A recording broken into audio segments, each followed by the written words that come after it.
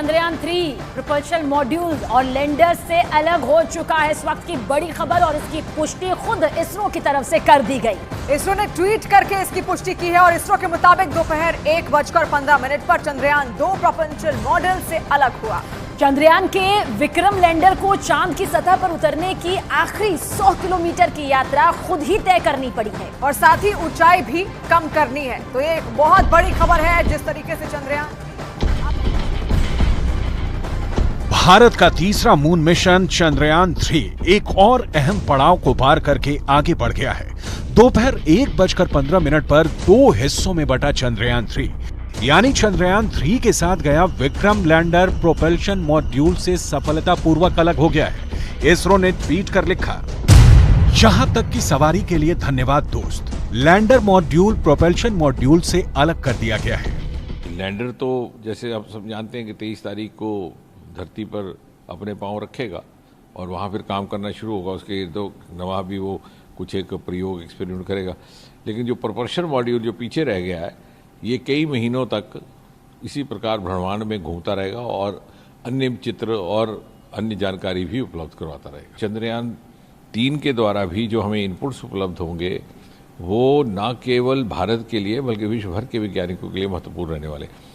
इसके अतिरिक्त पृथ्वी को लेकर के भी कुछ एक प्रयोग वहाँ रहेंगे। जो स्पेक्ट्रोस्कोपी उनकी अलग से है कि पृथ्वी के वातावरण कैसा है, उसकी रचना कैसी है, आने वाले समय में उसमें क्या बदलाव आ सकता है, इत्यादि इत्यादि। अब चंद्रयान के विक्रम लैंडर को चांद की सतह पर उतरने की आखिरी 100 किलोमीटर की यात्रा खुद करनी होगी और साथ ही साथ ऊंचाई भी कम करनी होगी।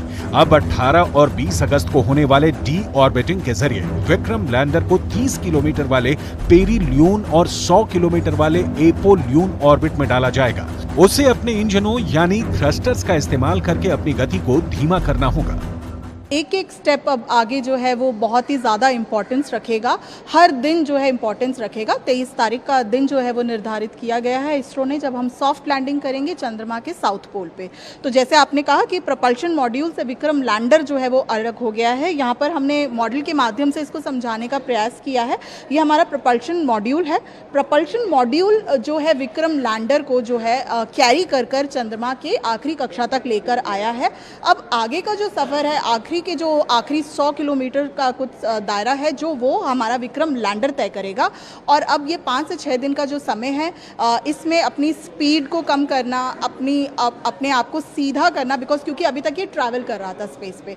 तो अब ये जगह की पुष्टि करना कि जो जगह निर्धारित करी है इसरो ने, जो जहाँ पर लैंड करना है, कि वहाँ पर कोई लास्ट मिनट कोई प्रॉब्लम नहीं है। उन सभी बातों को, उन सभी पहलुओं को अच्छे से गौर कर 23 तारीख को 5:47 पर सॉफ्ट लैंडिंग का प्रयास होगा।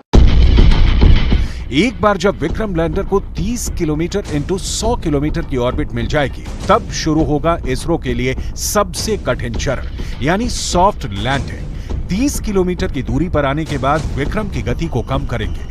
चंद्रयान 3 को धीमे धीमे चांद की सतह पर उतारा जाएगा। चंद्रयान 3 चांद से जुड़े उन तमाम रहस्यों से पर्दा उठाएगा जिनसे अब तक दुनिया अनजान है, क्योंकि चांद की आधी सतह चमकती हुई है। मतलब जहां तक रोशनी पहुंचती है तो आधी सतह घुप अंधेरे में डूबी है।